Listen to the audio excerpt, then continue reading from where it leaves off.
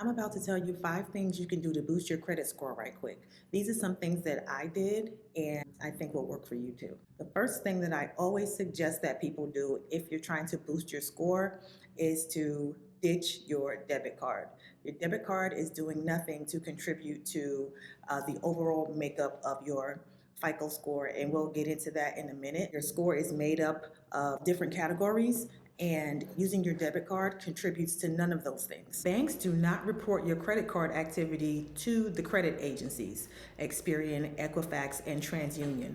And so that's why it's not helping you at all. So every time you buy something, whether it's gas, food, even pay your bills, when you're making your monthly purchases, go ahead and use your credit card. At least your credit cards are reporting every month to the credit agencies, which is helping build up your score, and it's helping with your credit history. But the thing is, you cannot run it up. You're not going to run up your card to the limit. Even though you're using your credit card instead of your debit card, you're going to treat your credit card as if it's a debit card. You're not going to spend any money that you don't have. The second caveat with this is that you're paying off your balance in full every single month. So if you're treating your credit card as if it's a debit card, that means you're not buying anything that you don't have the money for in your account. You don't use your debit card when there's no money in the account, right? So that's how you're going to treat your credit card. This is very important. Paying off your balance in full every single month. You could even use it for your rent. My son uses his credit card for his rent, and he racks up the points and uses it for travel and all kinds of things like that. Anything that you normally use or swipe your debit card for, start using your credit card for those things, but make sure you pay it off at the end of every month. If you don't have any credit cards right now, go ahead and apply for a secured card. Another thing that I like to do, and my son is really good at this too, if you're a gamer or you like games, you can gamify your credit cards. Turn your credit card usage into a game. Let me explain. You're gonna start spending on things that get you the most points. So with a lot of cards, they have multipliers. Like if you buy groceries, it's going to 2x your points or give you a certain amount of money back. If you spend in certain categories, they will give you additional points or monies back or cash back or statement credits. And so then you start looking for ways in which you can rack up extra points and extra money. You're going to spend the money anyway. Notice I didn't say look for ways to spend extra money. You're going to find ways to rack up extra points. So you're going to buy food and groceries anyway. You're going to buy gas anyway. You're going to pay your rent anyway. Find the different categories and use the card that fits the category where you can get the most bang for your buck. The next easy thing you can do is to become an authorized user. Now, you can't do this with just any old body. So it's good to do it with like a spouse, or with your children or your parents. I'd keep it real close where someone allows you to be an authorized user on their account. Make sure that they're responsible with their credit. So because if they mess up, then they're messing up your credit too, and you don't need that. You're trying to build up your credit. You don't need somebody else messing up your credit for you. And this helps with your length of credit history, which accounts for approximately 15% of your overall credit score or FICO score. It doesn't sound like a lot, but it helps. Now, the next thing you need to do is worry about your payment history. That accounts for a huge portion of your credit score, a whopping 35%. That's over 1/3 of the entire score, what your entire score is made up of.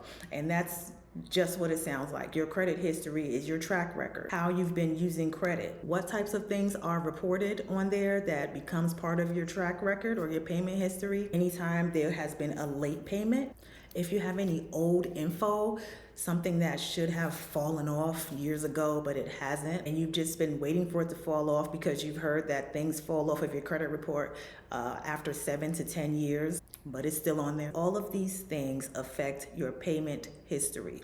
If you need more help with that, if you want to know about the system that I use, check the description below. Another huge portion of your credit score makeup, 30% of it, is made up of the amount that you owe, your debt, in one word. And that's why I told you earlier with all your credit cards to make sure you have monthly zero balances. You're not carrying balances over into the next month. The funny thing about credit is the more it seems like you don't need it, then the more they give you. So the lower your utilization, meaning how much of your credit you're using, the more responsible you look as a credit-worthy person. And here's the thing too, you're going to pay your bill in full, not the day of, but at least 3 to 5 days before your bill is actually due. Pay at least 3 to 5 days out before the due date of every billing cycle. And then the last tip I have for you is getting new credit.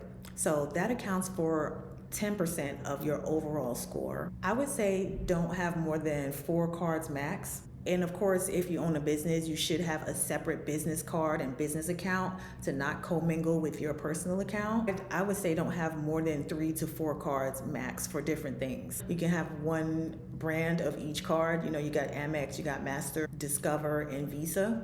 When knowing how to choose a card, you might want to be looking for the best rates, even though all the rates are pretty high. Even when you have good to excellent credit, these cards are still out here trying to charge in the high teens. I barely see any cards in the teens anymore, but high 20s, mid 20s, low 20s. It's ridiculous, but that's the nature of the game. But interest rates don't even matter if you're paying your bill in full every single month. Then it doesn't even matter.